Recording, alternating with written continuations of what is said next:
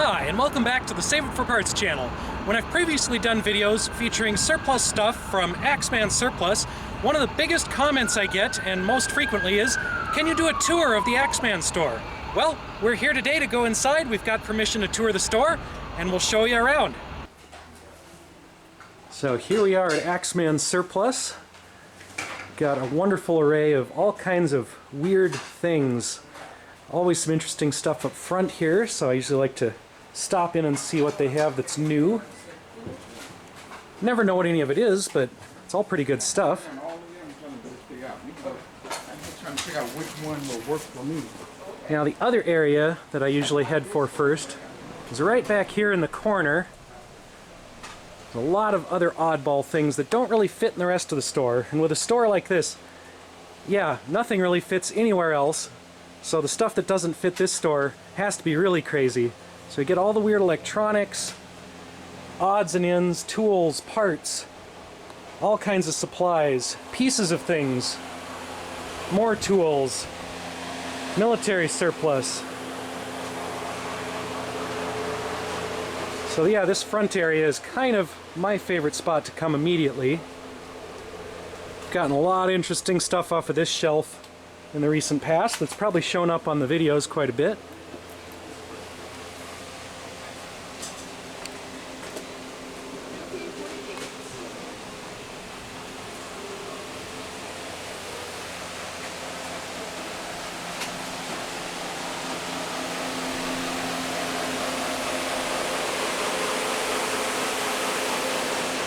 So that front area is particularly dangerous for me because I just want to buy everything, and I know it's not all going to fit in my garage.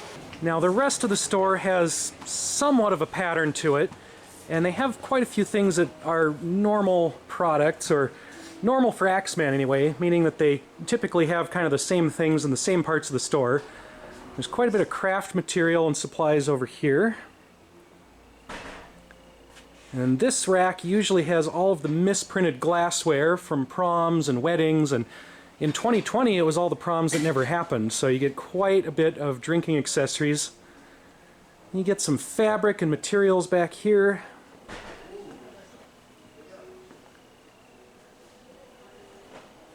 Some things like this giant camera are just fixtures of the store. These are kind of permanent decorations that aren't necessarily for sale. I have an aisle of little organizer bins and lab glassware. All kinds of science and chemistry stuff.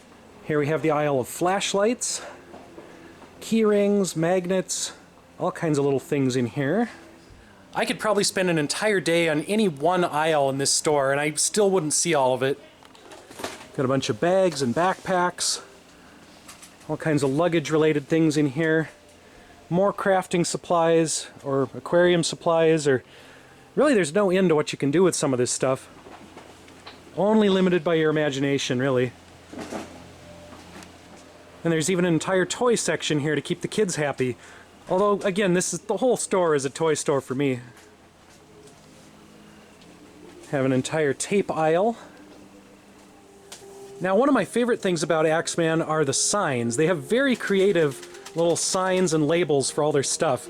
And if they don't know what a product is for, they'll just go ahead and make it up on the sign, which is fantastic.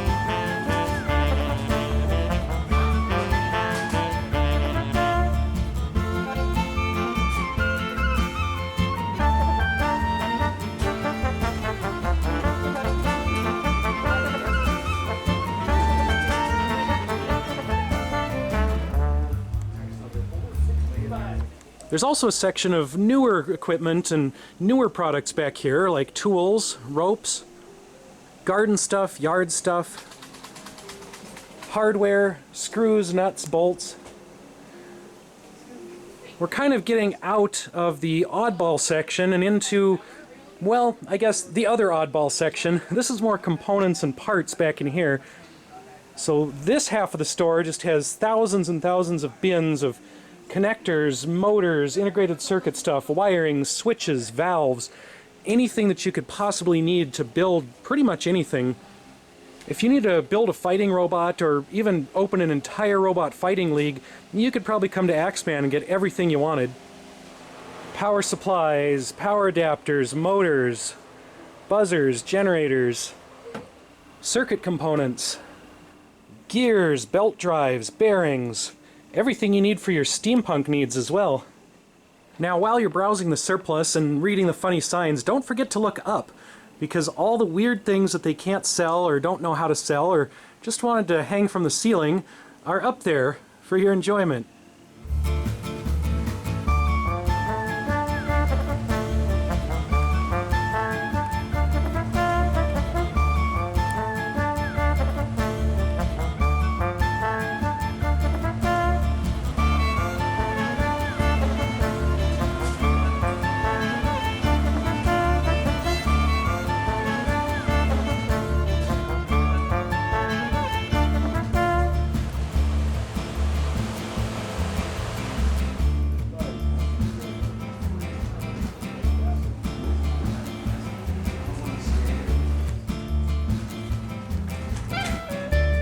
So personally, I buy one of these just about every time I'm in here, and I still don't know what to do with them.